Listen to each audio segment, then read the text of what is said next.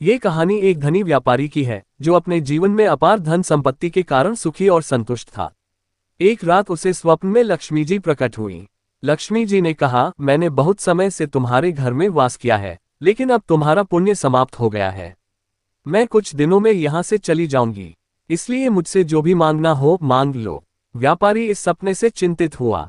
उसने सोचा कि यह अवसर बहुत महत्वपूर्ण है, इसलिए बिना परिवार की सलाह लिए कोई निर्णय लेना उचित नहीं होगा। अगले दिन उसने अपने परिवार को पूरी बात बताई और पूछा, लक्ष्मी जी से क्या मांगना चाहिए। व्यापारी के परिवार में इस विषय पर चर्चा शुरू हुई। सबके अलग अलग विचार थे। कुछ ने कहा, लक्ष्मी जी से इतना धन मांग लो कि जीवन भर हमें कोई चिंता न रहे। कुछ ने सुझाव दिया, जीवन भर के लिए अन्न मांग लो ताकि भूख की कभी समस्या न हो। किसी ने कहा, खेती बाड़ी करने के लिए बड़ी जमीन मांग लो, इससे हम अपना जीवन आराम से काट लेंगे। हालांकि व्यापारी की छोटी बहू, जो बेहद बुद्धिमान थी, चुपचाप सबकी बातें सुन रही थी। आखिर में छोटी बहू ने कहा, पिताजी, मुझे लगता है कि धन, अन्न या खेती मांगना सही नहीं है। ये सब लक्ष्मी जी के साथ ही चला जाएगा। इनसे हमें स्थायी सुख नहीं मिलेगा। हमें इन भौतिक चीजों की बजाय परिवार के आपसी प्रेम का वरदान मांगना चाहिए। उसने आगे समझाया, यदि परिवार के सदस्यों में प्रेम और एकता होगी तो बड़ी से बड़ी समस्या भी आसानी से हल हो जाएगी। संकट के समय सब मिलकर काम करेंगे तो किसी भी मुसीबत का सामना किया जा सकता है।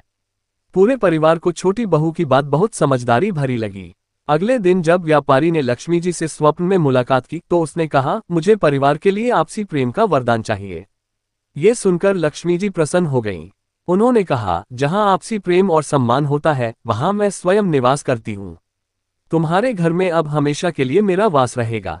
ये कहानी हमें सिखाती है कि धन, दौलत और भौतिक सुख सुविधाएं स्थायी नहीं होती। जीवन में सच्चा सुख और समृद्धि आपसी प्रेम, सहयोग और एकता में है।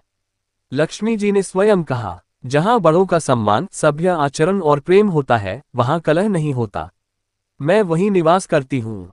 संदेश, परिवार में प्रेम और एकता सबसे बड़ा धन है।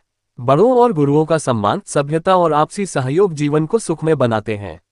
भौतिक संपत्ति से अधिक मूल्यवान भावनात्मक संबंध और आपसी समझदारी है। इस प्रकार व्यापारी के घर में लक्ष्मी जी का वास सदा के लिए हो गया।